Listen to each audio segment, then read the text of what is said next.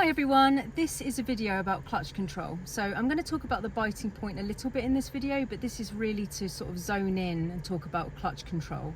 So learning about the clutch and how it works is the most important thing that you need to do if you're going to be driving a manual car.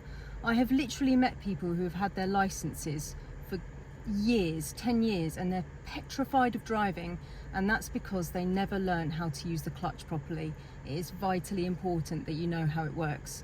Now, I've already released a video about the technicalities of how the clutch works, so you can go and have a look for that if you want to. There's a picture and it talks about the clutch plates and how it works. So I'm not going to bother going into too much of that. I'll just breeze across that now, but you can go and have a look at that video.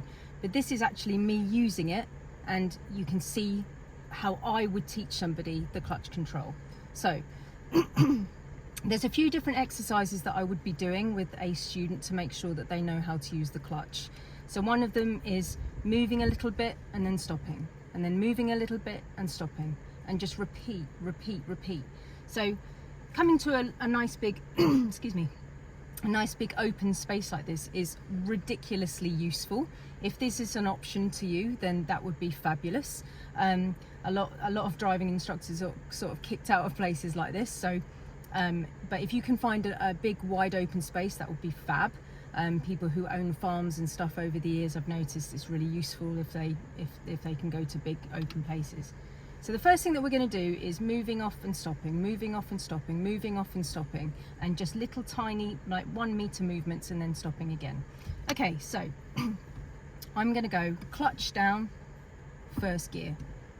Okay, so I'm going to set the gas. This isn't too much about finding a biting point, but I'm going to set the gas at about 1.5, something like that. And then I'm going to find the biting point, which is around about halfway up on the pedal. Okay. So I can hear, I went a little bit too far because there was a noise, which a creaking noise, and that basically means that I can hear the tyres moving around the back 2 brakes on the handbrake. So if you ever hear that, you've gone a tiny bit too far, you just dip it down, it's fine. Okay, so I've got the biting point and it's decent now, so I'm going to check all the way around to make sure I can do this exercise. Okay, totally safe, there is absolutely no one around for this exercise. So release the handbrake. Okay. Now I'm going to allow myself to go about 1 meter. So clutch coming up and then clutch down. I'm now rolling, and now I'm going to use the foot brake to stop. And now I'm going to repeat that. So I'm going to check around, see if I can do this exercise. I'm going to set the gas, and then I'm going to come up to the biting point and hold it, and then clutch back down and use the brake. So I'm never actually coming off the biting point in this exercise at all. I'm just going up to the biting point and holding it when I find it. And then when I've traveled 1 meter, I'm going to put the clutch back down again and repeat the whole process again and again and again and again. So checking around to see if I can do the process and the exercise. Yep. Off the foot brake, coming up to the bike, hold it, clutch back down, use the brake. Stopping there, checking to see if I can do the exercise. I'm on a little bit of a hill, so I'm going to make sure that rolling is not going to be a problem to anyone. What I really want to do is zone into this biting point. So as long as it's safe to do so, I'm going to ignore the roll. So I'm checking to see if a roll, if it happens, is okay. I call it a rolling exercise. So absolutely no one around for miles. Off the foot brake, coming up to the biting point, there was no roll anyway. Hold the bike, clutch back down, stopping, check around, absolutely no one around, set the gas, find the bike, hold it, clutch down, brake, stop, check around, no one around, find the bike, hold it. So I would recommend that is done over and over again for you to be able to feel where the biting point is. You're never coming off the clutch completely in this particular exercise. You're just going from the bottom where it's down, coming up to the bike, holding it for about 1 meter, yeah, and then clutch back down and brake. That's the first exercise. The next exercise that I'm going to do is I'm going to do more rolling exercises. So I have found a baby hill and I am somewhere extremely safe. There is absolutely no one around. I can't see a pedestrian, I can't see a moving car, I cannot see another living soul. So it's going to be safe for me to do rolling exercises. Now the reason why I teach rolling exercises is because a lot of the time, if a student is to roll when they're on the road and they haven't learnt this exercise, they panic completely when they feel a baby roll, they lift their clutch way too quickly and immediately they stall. Happens all the time. So it is a good idea if you go to a very, very safe place where there's no one around for you to practice on a baby hill. Now this hill is minute, it's very small, but it is going to give me a little roll, which I like and I want to put into the training program. Okay, so this gets rid of panic and the student can just think, yeah, I'm rolling, but I know how to fix this. I know how to get out of this. And hopefully the more you do it, the roll will just be pretty much non-existent. So this car has got hill assist on it, and I want hill assist to fail. It will hill assist for about 1 second, so it will try and keep me on this hill because that's the design of the car, and then I want that to fail for the exercise that we're doing. So I'm going to let hill assist fail. I'm going to let the car roll backwards if it's safe to do so. So I need to do huge checks for this exercise, make sure it's safe. I'm going to allow hill assist to fail, roll a bit, and then I'm going to find the bite and go forward, go back to the beginning, repeat, repeat, repeat, repeat, repeat, until in the end there is pretty much no roll back, even though I've allowed it to roll a tiny little bit at the beginning. All right, so this is rolling exercises. So putting it in first gear, I'm going to leave the clutch down because I want hill assist to fail, and I do want to have a very controlled roll here so I can feel a roll and then catch the biting point to go forward. It is a dangerous exercise if there were people around, so I need to make sure that this car park is completely clear of another human being and animals, of course. Yeah, there is absolutely no one around. There's no one around. Yeah, definitely no one around. So handbrake can go down. No one around. Handbrake can go down. Hill assist needs to fail. There it is. Finding the biting point. Finding the bite. Hold, hold, hold the bite. Hold, hold, hold the bite. Hold. Clutch down. Braking. So it's the same method as before. You never come off the clutch completely. You hold it, and then you allow the car to go forward. I call it trust the trickle, which I'll talk about more in a minute. Okay, so checking around for the rolling exercise, making sure that it's okay. Is it okay? There is not another human about. I can't see anyone. There's no car or person or animal here. There's nothing. So off the foot brake, hill assist will fail. Failing, yep, clutch coming up to the bite. I have the bite. Hold, hold, hold, hold, hold, hold, hold, hold, hold, and then clutch back down and stop. I'll do it again. Checking all the way around. Absolutely no one around for miles. There is not another human here. It's safe to do this exercise. Off the foot brake. Rolling, rolling, rolling. Clutch up to the bite. Hold, hold, hold, hold, hold, hold, hold. The car is still, still, still, still. Now I'm going to make it go up, up, up, up. Stay on the bite, stay on the bite. Clutch down. Now the more you do this, the more you'll notice that you can actually interact with the biting point. So, checking around for a human being, no one's around. Hill assist will fail. Coming up to the bite. Find the bite, find the bite, find the bite, find the bite, find the bite, find the bite. Hold the car still. Hold the car still. No movement, no movement. Not going backwards or forwards. Checking, checking, balancing. Now I want to go forward, lift the clutch a tiny little bit. Hold, hold, hold, hold, hold, hold, hold, hold, hold. Clutch back down and braking. Now, I said a minute ago, trust the trickle. The way that I see the biting point is like a tap. We all know that when we turn a tap on, there is a gigantic amount of water and pressure behind the tap. But when do we ever turn a tap on full blast? It's really rare that we do that. We need to turn the tap on so a trickle comes out, and that trickle or whatever is enough for us to do what we need to do, collect water, wash our hands, whatever. So we turn it on and a trickle comes out, and we need to trust that that trickle is enough for us. Okay, you're never just going to lift the clutch off and just bring it up. You're just going to stall straight away. Fast clutch equals stalling. Okay, so you come up to the biting point. Handbrake goes down. If the car's still great, perfection, but then you lift up the clutch a little bit. I call it half a pound coin. So if the car is still, when you release the handbrake and the car is still, I celebrate. I think that's amazing when my student does that, because we're not going forwards or backwards, which is great. But then if you're not moving as much as you want to, you then half a pound coin up. This is when we get to the trickle, which I like to call it. Trust the trickle. Hold that trickle. Hold it and it will develop. It's like a chili in your mouth. You bite into the chili and then you're like, oh, it's fine, and then it gets really bad. Yeah, so trust the trickle. It will develop. It will make you move off. Yeah, so hold that biting point for 2 car lengths and it will develop, and then you can just gently hold it for 2 car lengths, and then you can think, yeah, I've traveled 2 car lengths, and then you're going to then lift up your clutch very gently and then take your foot completely off the clutch, put it on the resting pad on the left, and just use the accelerator. All right, now the other thing that I will say is, like, I call it kneading bread. So clutch control, I think, is like kneading a bit of bread. You know, when you make a dough and you go down into it and up and down into it and up and down into it like that. When you get really good at using the biting point and you understand, you can knead it if you need to. So you know how you knead the bread like that. So you go up to the biting point and dip it down to control speed. So you can go slower when you dip the clutch, and then you can come up to the bite to introduce movement and then dip it down again. I call it kneading the bread. So my students will often hear me say, knead it if you need to, knead it if you need to, which is me saying lift and dip your clutch, which is basically clutch control, right?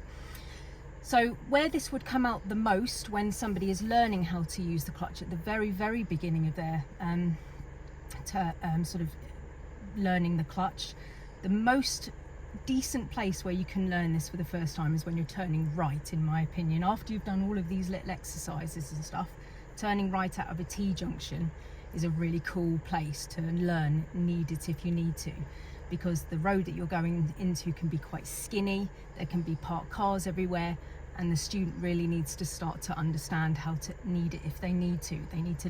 They need to control speed with the clutch. I am going to pretend that I'm at a T-junction here, and I'm going to show you what I teach my students.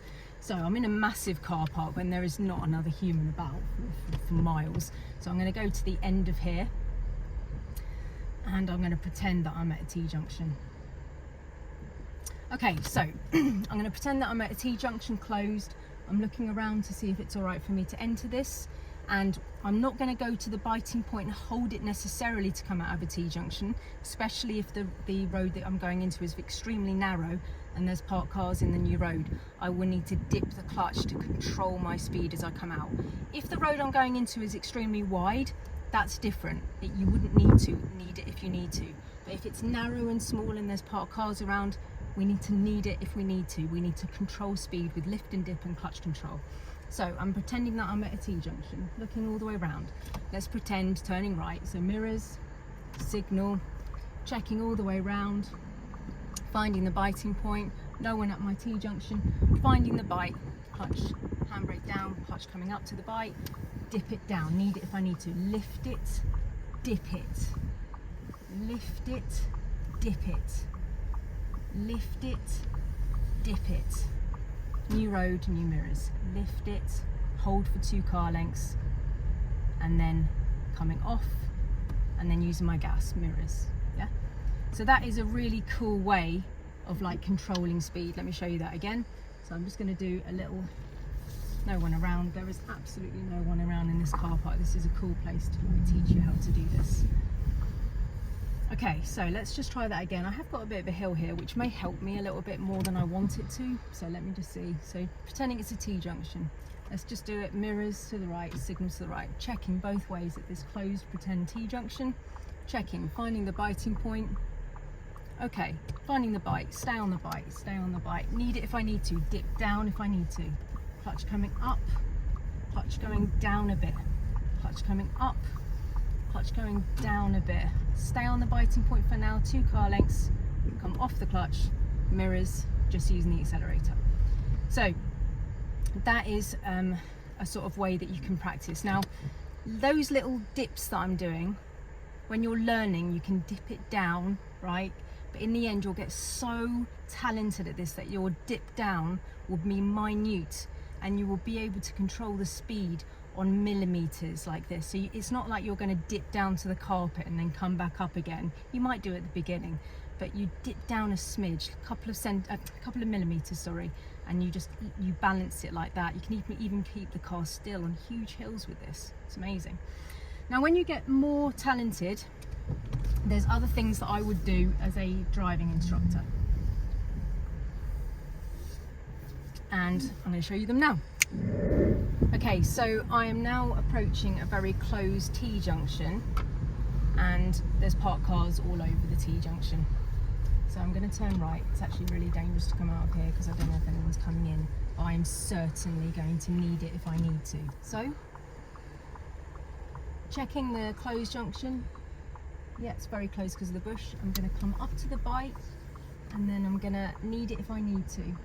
So I'm going to dip it slightly and then clutch coming up again. I only needed to dip it once. Now, I always say to my students, knead it as much as you want to or you need to. Knead it if you need to. So I don't put a number on it or anything. So I just say, knead it as much as you want to or need to.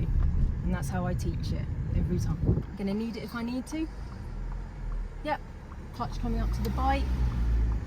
Hold, dipping down a smidge, clutch come up again. So I only needed to knead it if I needed to once. But obviously I'm a driving instructor, right? So it is going to be a little bit easier for me, but my students can, and if the road was more complicated with parked cars and stuff, obviously that would make it more difficult as well. Or if it was more narrow than this as well. Okay guys, so this would be for somebody, this exercise here would be for somebody who is advanced at their clutch work and that I am relatively confident with their skill, right? I'm a driving instructor and I have got controls in the car. I don't necessarily suggest that you do this in a car that does not have dual controls unless you are really confident, and you are very skilled with your clutch. Because if you get this wrong in a car that doesn't have dual controls, it could end up being a disaster. So as a driving instructor, I do this one, and it's really important. Now I've pulled up here and I'm very close to the car in front, and I also have a car opposite.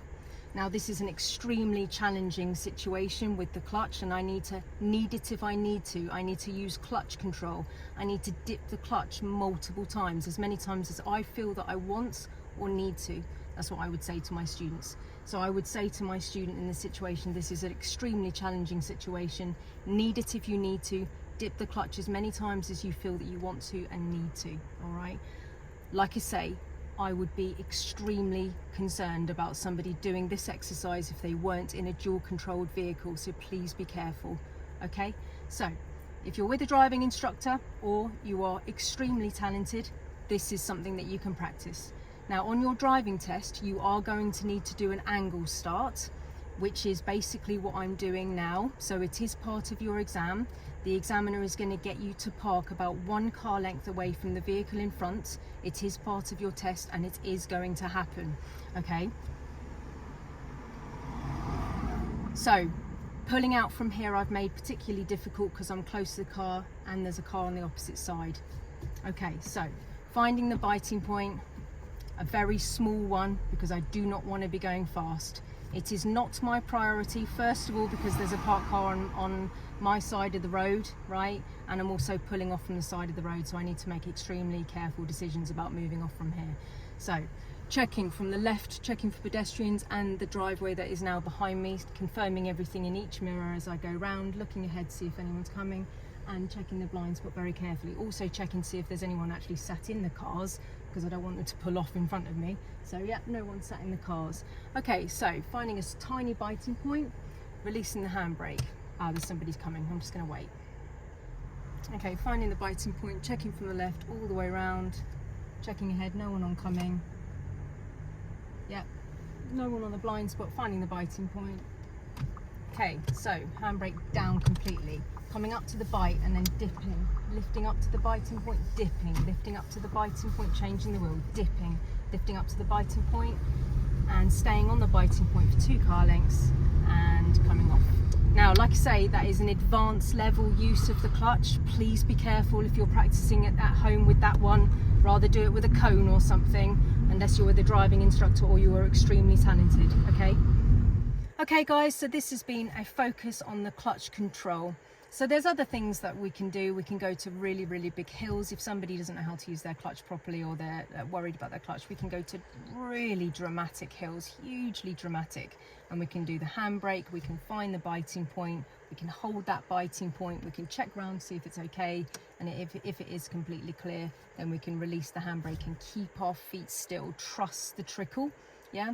If it doesn't move as much as you want to when you've released the handbrake on a hill, that's cool, love that, think it's excellent, but then you need to lift it up half a pound coin and then hold that for 2 car lengths. Hold it, allow it to develop like the chili in the mouth, right? It develops, and then when you've got moving, then when you've done your 2 car lengths, yeah, clutch comes off, and then you're adding the gas, and then you're just driving down the road, all right? So if somebody is not good at clutch control yet, or they're still practicing with clutches, I would maybe do a maneuver with them if they're skilled enough. I would do an angle start, pulling away from the car. I would do hill starts, rolling exercises, pulling off for a meter, stopping, pulling off for a meter, stopping. I would zone in and make sure that this student is like highly efficient at using the clutch.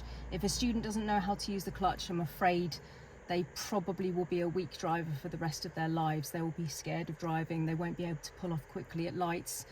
You know, they become a worried driver. So it's very important. So this has been a focus on clutch control, right? It hasn't really been about junctions. It hasn't really been about signaling. It hasn't really been about anything else like that. It's been a focus on the clutch. And I really, really, really hope this information helps, okay? If you're doing a rolling exercise, make sure that there is not a living soul anywhere, because it is dangerous to roll. Of course it is. On your test, we mustn't roll at all. These are just exercises that we're doing, but make sure not another soul is around if you're doing that one. If you're doing the angle start that I showed you behind a car, please make sure that you're doing it at the correct time. You need to be super, super talented to interact with a car that's that close to you. It's very, very important that you don't do that one too early, or make sure you just do it with your driving instructor so they can help you if they need to. Turning out of a right turn, T-junction, need it if you need to, right? All right, so I hope that helps, guys, and yeah, good luck with your driving. Okay, so now that we've given way properly, we're now going to find our biting point. I need to look around to see if it's safe for me to do the maneuver again, because I've had to wait. So I'm just checking for all the people. I'm checking to see if anyone's actually sat in the cars that I'm going to go around, because I don't want them just to move off in front of me. There's absolutely no one ahead of me. There's no one behind me. Yeah, there is. Oh, hold on, there is someone behind me. Point. Okay, so release the handbrake completely. Oh, someone coming.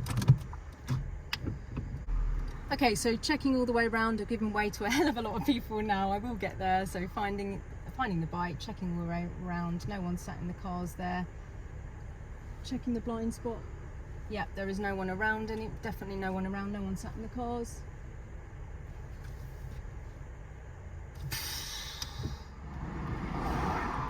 Right. I think there's no one coming. Let's try again for the 17th millionth time. There, checking on the blind spot. No one around. Definitely no one around.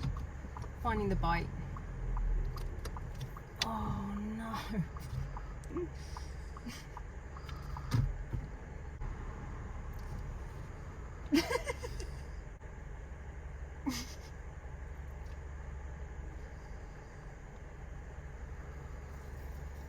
Left all the way around, can't see anyone, no one oncoming.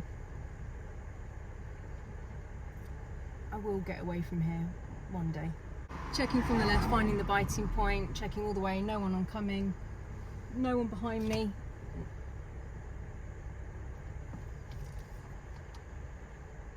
Is it normally this busy? Finding the biting point, checking from the left, checking all the way around, checking ahead, no one oncoming, no one behind me. Okay, finally, finding the biting point. No! This is insane! I'm going to be here forever!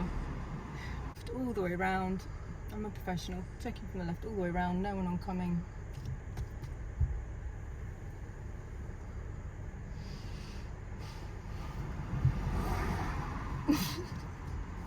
actually silly. Left all the way round, oncoming person coming. Let's just let the whole world go. This is crazy. Finding the biting point. Okay, so handbrake down completely. Coming up to the bite and then dipping. Lifting up to the biting point, dipping. Lifting up to the biting point, changing the wheel, dipping. Lifting up to the biting point and staying on the biting point for 2 car lengths and coming off. Yes! Finally! God. Right, are you still recording? Yeah.